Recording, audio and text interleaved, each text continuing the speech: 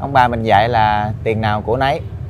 Thì hôm nay thử tìm hiểu coi ba em này, Fuji 23 f1.4, Fuji 23 f2 và Viltrox 23 f1.4 có đúng tiền nào của đó như ông bà dạy hay không.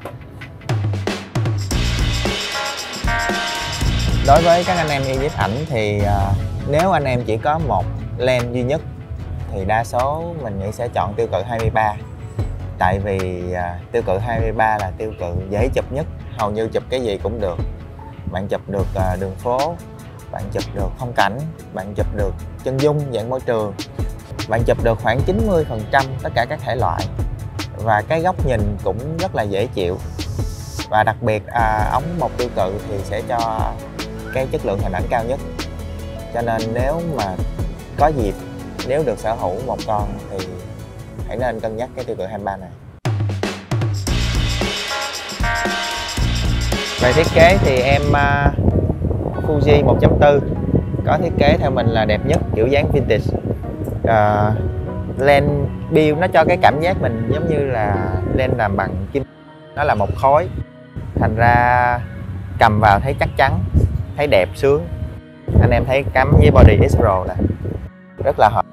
Đây là một trong những cái lens hiếm hoi Fuji thiết kế focus theo kiểu giống hồi xưa, là mình xoay như vậy. Ở trên đây có những cái thước đo nè, màu trắng là mét, màu đỏ là feet. Đó, có lens này, lens 14 f2.8 và lens 16 f1.4. Gạt xuống và xoay. Một trong những cái lens đời đầu của Fuji, cho nên hiệu năng AF thì nó lấy nét hơi chậm thôi, hơi chậm so với những lens sau này.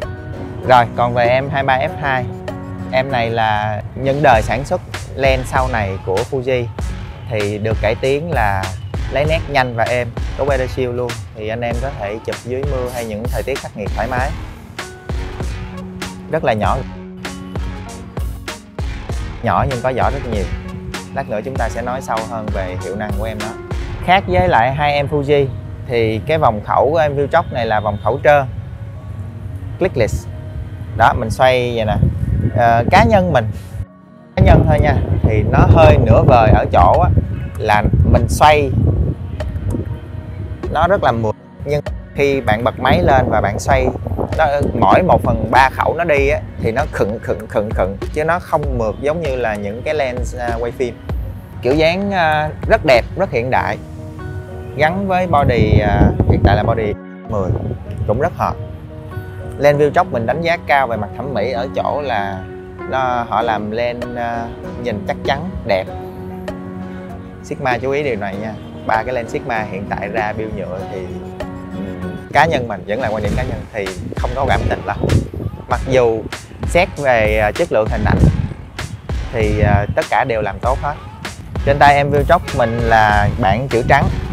Lúc trước thì có bản cái chữ màu vàng và họ khắc nổi lên trên thân lens. Thì có bị một cái lỗi là khi gắn với body X Pro 3, chỉ body X Pro 3 thôi, thì khi gắn vào sẽ bị cấn ngay cái nút mở lens.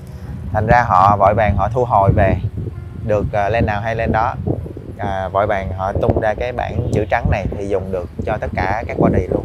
Nếu bạn nào xài cái lens mà bản chữ vàng á, mà không xài body X Pro 3 thì yên tâm, vẫn gắn vô bình thường, không sợ trầy xước gì hết.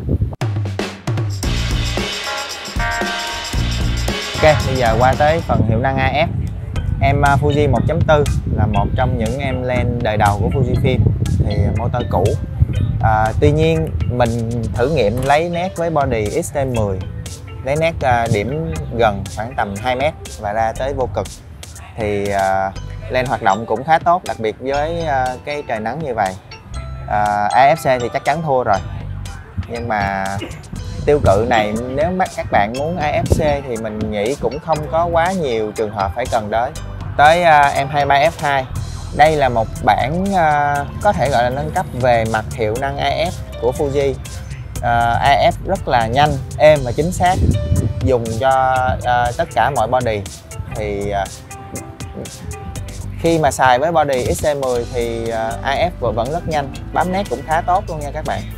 Còn về em Viltrox em Viltrox 1.4 này thì AF cũng rất ổn. Nói chung là những em mà model đời sau này á thì sẽ được cải thiện khá nhiều về hiệu năng AF. Đặc biệt nếu mà những lên đời trước mà có chậm á, anh em gắn với những body đời sau, Fuji đời sau thì đối với nhu cầu bình thường thì mình nghĩ AF không phải là một vấn đề lớn.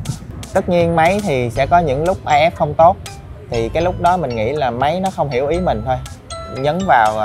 Nhấn nửa cò, máy báo chớp xanh rồi nhưng mà out nét, thì lúc đó mình chỉ cần nhấp nhẹ để cho máy lấy nét lại thôi, không phải là một vấn đề lớn. Nói thêm một chút về em F2 này, thì em này là cái đời motor cùng đời với những em 35 F2, 50 F2, 90 F2 và sau này nữa là 16 F2.8. Hiệu năng AF phải nói là rất tốt so với những cái đời lens cũng như body đầu của Fujifilm.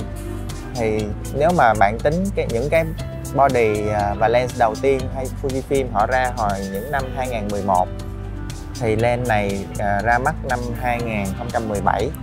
Trong 6 năm thì họ cũng đã có những bước tiến đáng kể, đáng được ghi nhận. Họ cũng có lắng nghe người dùng, và khi mà sản phẩm ngày càng cải tiến như vậy thì người được lại là anh em mình thôi, rất tốt. Về close up thì ba em 23 này khá tương đồng với nhau. Thực ra nếu bạn chụp hoa lá cành tới mức close up tới mức macro hardcore luôn á thì cũng không ai dùng tương tự 23 hết. Các bạn sẽ dùng ống chuyên hơn. Một vài anh em than phiền là ống 23 F2 và ống 35 F2 này khi chụp close up sẽ bị xốp, kiểu như nó nét không căng á. Mình thấy cũng không phải là một vấn đề lớn.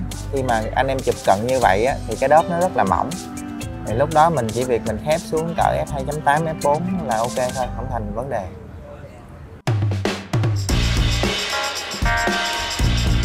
Ok, đồng ý là đẹp về mặt kỹ thuật thì nó rất là ổn, nhưng mà đối với mình bức ảnh đẹp về mặt nội dung nó ăn tiền hơn nhiều. Thì nói về nét thì ba em này mình thấy em nào cũng nét hết, rất là ổn.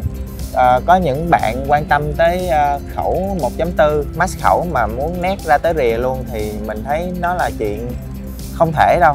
Và nếu mà làm được như vậy thì đòi hỏi một cái lens nó mất tiền nữa, mà cũng chả ai chụp 1.4 mà muốn nét từ tâm ra tới rìa. Lúc đó tại sao không khép hộc? Thì mình sẽ không làm bàn quá về nét.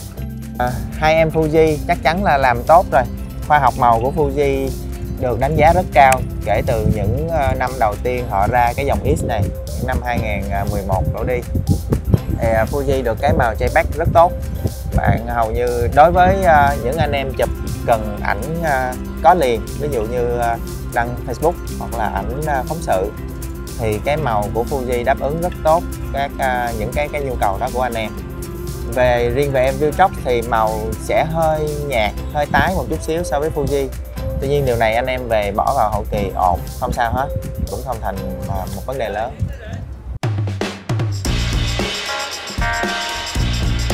Túm lại là tiền nào của nấy thiệt. Nếu mà bạn dư dả có tầm khoảng 10 triệu thì có thể mua em 23 F1.4 này. Chất lượng hình ảnh tất nhiên là cao nhất. Đặc biệt với cái kiểu dáng này thì gắn những cái body kiểu như có ống ngắm bên hông như X Pro hoặc là dòng XE thì sẽ rất hợp. Nếu mà tiền không rủng rỉnh một chút và cần hiệu năng tốt thì có 23 F2. AF nhanh, êm, nét chính xác, có Weather Shield, nhỏ gọn, bỏ vô túi đi du lịch rất tiện, ổn, thì nên chọn em này. Em Viltrox 23 1.4 này hiệu năng trên giá thành vẫn rất tốt, có khẩu 1.4, có được cái vòng khẩu, AF cũng khá nhanh và êm, và đặc biệt là chất lượng hình ảnh cả ba em đều rất tốt. Chốt thêm một ý nữa là cả ba em đều hoàn thành tốt nhiệm vụ được giao. Nhưng mà nếu dành cho anh em làm nghề, đối với cá nhân mình, một em tương tự 23 để chọn đi làm dịch vụ thì mình sẽ chọn em 23 F2 này. Tại sao? Vì em nó lấy nét nhanh và êm. Cái mảng mình chụp là phóng sự cưới thì thường mình sẽ đi hai body. Mình đi hai body, một body cắm 23 F2 và một body cắm 56. 56 sẽ nhấn nhá vài shot thôi, nhưng mà phần lớn vẫn là 23 F2. 23 1.4 nó không cho mình cái cảm giác an tâm lắm. Thì tại vì vài shot nó sẽ bị out nét một chút á, nhưng mà những cái sự kiện đặc biệt như phóng sự cưới mà mình chụp á thì cần chụp là phải ra hình. Thì đối với hiệu năng AF của 23F2 nó cho mình cảm giác an tâm hơn, tin tưởng hơn, cho nên mình chọn 23F2.